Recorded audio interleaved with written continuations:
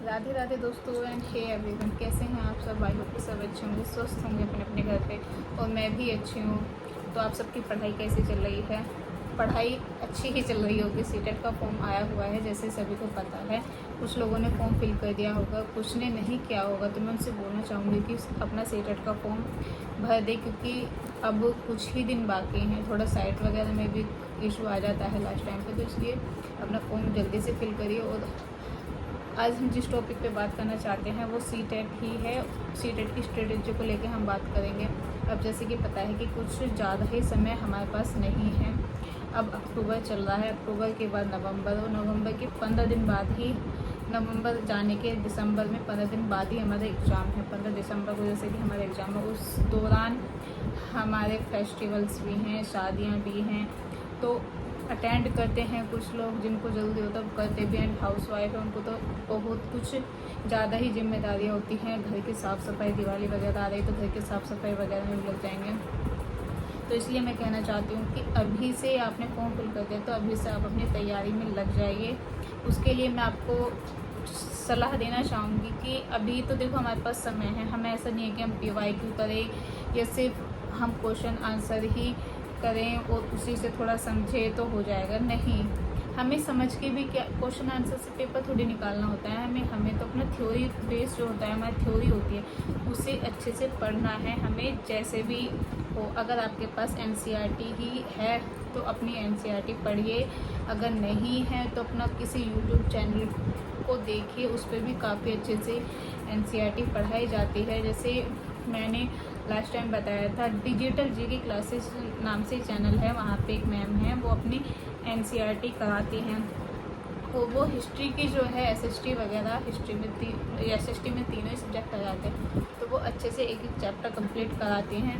तो उनसे पढ़िए। अगर आपके पास NCERT नहीं है कोई बात नहीं, लेकिन अभी आप थ्योरी से पढ़ेंगे तो वो ज़्यादा अच्छा होगा, क्योंकि थ्योरी से अगर हमने थ्योरी कवर कर ली तो उस समय कोई सा भी क्वेश्चन आ जाए, कैसे भी घुमा फिरा के क्वेश्चन आ जाए, तो हम उसको कवर कर लेंगे। अगर हमने ऐसे ही क्वेश्चन आंसर या प्रीवियस पेपर देख कर ही थोड़ा माथा पच्ची की तो थोड़ा कम ही होता है। देखो, और थ्योरी हमारा कोई उसका नुकसान तो है नहीं थ्योरी पढ़ने का। थ्योरी तो हमारी आगे तक के लिए भी फ़ायदा होगी। हम सीटेट के लिए करेंगे तो उसके बाद भी हमें फ़ायदा ही होगा। तो यही कहना चाहती हूँ, अपनी थ्योरी ज़रूर पढ़ें। जितना भी टाइम निकाल पा रहे हो निकालो, थ्योरी करो, और इस बार सीटेट हो जाएगा तो अच्छा है, क्योंकि सुनने में आ रहा है कि 2025 में इतनी वैकेंसी आ रही हैं, तो अप्लाई कर पाओगे आप। तो जैसे थ्योरी में मेरा जो सीटेट था वो मैंने जूनियर वाला क्वालिफाई किया, और मेरा प्राइमरी लेवल का दोनों का ही मेरा क्वालिफाई है। प्राइमरी लेवल मैंने 2 साल पहले कंप्लीट किया था और क्लियर किया था, और सीटेट का जो था वो मैंने जुलाई वाला क्लियर किया, और मैं इस बार जो दिसंबर वाला है वो भी दूंगी, क्योंकि अभी ऐसा कुछ एग्ज़ाम वगैरह नहीं आ रहा है। तो मैंने सोचा है कि सीटेट वाला भी डाल ही देती हूँ, इससे तो कुछ फ़ायदा ही होगा। ऐसा तो नहीं है कि नहीं होगा, क्योंकि जब हमें लगता है कि एग्ज़ाम है हमारा, तो थोड़ा पढ़ने में भी हम खुद से मोटिवेट होते हैं कि हाँ हमें पढ़ना है। अगर हमें ऐसा लगता है कि नहीं एग्ज़ाम नहीं है, तो थोड़ा खुद ही डिमोटिवेट हो जाते हैं हम। तो मैंने इसलिए डाला है, और मैं भी अपनी सीटेट की प्रिपरेशन कर रही हूँ। तो जैसे हमारा CDP सबको पता है कि 30 नंबर की आती है, सेकंड नंबर पे SST आती है।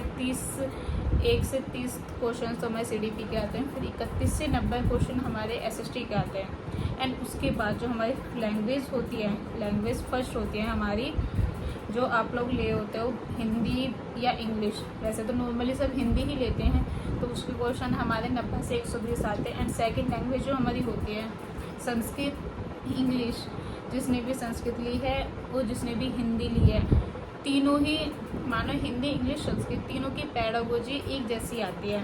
मतलब क्योंकि लैंग्वेज जो होती है ये तो हम पढ़ेंगे तो हमारे तीनों में ही कवर हो जाएगी। बस थोड़ा उसका फ़र्क हो जाता है कि वो संस्कृत में आती है और वो इंग्लिश में आती है, वो हिंदी में आती है। तो अगर हम थ्योरी पढ़ेंगे, थ्योरी पढ़ने का देखो कितना अच्छा फ़ायदा है कि अगर हम थ्योरी पढ़ेंगे तो हमारे 3 सब्जेक्ट की पैडागोजी कंप्लीट हो जाएगी। लेकिन अगर हम थ्योरी नहीं पढ़ेंगे, सिर्फ क्वेश्चन लगें, तो फिर कंफ्यूज हो जाएंगे कि क्या है क्या समझ नहीं आएगा। इसलिए थ्योरी पढ़ना इसलिए ज़रूरी है। तो अपना जो हमारी सेकेंड लैंग्वेज होती है उसमें भी हमारा काम आती है। यही हमारा फर्स्ट पेपर का होता है। उसमें CDP, मैथ, EVS और फर्स्ट लैंग्वेज जो हमारी हिंदी होती है, सेकंड लैंग्वेज जो हम लेते हैं इंग्लिश और संस्कृत, वो उसका भी यही रोल है। इसलिए अपना थ्योरी पढ़िए। और अभी हमारे पास टाइम है, ऐसा नहीं है कि हमारे पास टाइम नहीं है। आप लेके भी चलेंगे कि हद से 2.5 महीना मानो, अगर 2.5 महीने भी लेके चलेंगे, लेकिन उसमें भी हम काट पीट के 1.5 महीना भी अगर हम लेके चलेंगे तो हम थोड़ी थ्योरी पढ़ सकते हैं। जितनी हमसे पढ़ पाते हैं तो पढ़िए। और बस ये टारगेट रखना है कि हमें एग्ज़ाम से 15 दिन पहले थ्योरी वगैरह सब बंद कर देनी है जो हमारे पास हमने पढ़ी है। सिर्फ उनके मॉक टेस्ट लगाने हैं, प्रीवियस पेपर ज़रूर लगाने हैं, मॉक टेस्ट भी छोड़िए, प्रीवियस पेपर ज़रूर लगाने हैं। उसके बाद हम अपना देखेंगे कि रिजल्ट क्या बनता है, क्योंकि यही मेरी स्ट्रेटजी थी, मैंने यही फॉलो की थी जिससे मेरे एग्ज़ाम क्लियर हुआ। मैं यही कहना चाहूँगी आपसे, ज़रूर थ्योरी पढ़ें। सिर्फ ओनली 2 मंथ थ्योरी पढ़ें, 15 दिन बाद अपना प्रीवियस पेपर लगाएं, 2 महीने पढ़ने के बाद प्रीवियस पेपर लगाएं और फिर अपना रिजल्ट देखें। अगर आपको ये लग रहा है कि फिर से कमी है तो थोड़ा और मेहनत करिए जिससे इस बार हो जाए। उस सभी कोशिश करिए कि इस बार हमारे एग्ज़ाम क्लियर हो जाए, क्योंकि आगे सबको, जैसे कि मैंने भी बताया, सबको वैकेंसी आने वाली है, आ ही जाएंगी। तो अपना इसको अपने एक साइड में रखिए, हो जाएगा तो अपने एक साइड में रखिए और आगे की प्रिपरेशन करिए। थ्योरी तो हमारी ऐसे है कि हम पढ़ते रहेंगे तो अच्छा ही होगा। तो सब मिलते हैं यही सब बातें करने से आपसे। Bye bye, take care. And video कैसी लगी आप सबको ये भी बताना, लाइक सब्सक्राइब करके ज़रूर जाना। मिलते हैं नेक्स्ट व्लॉग में। Bye bye, take care.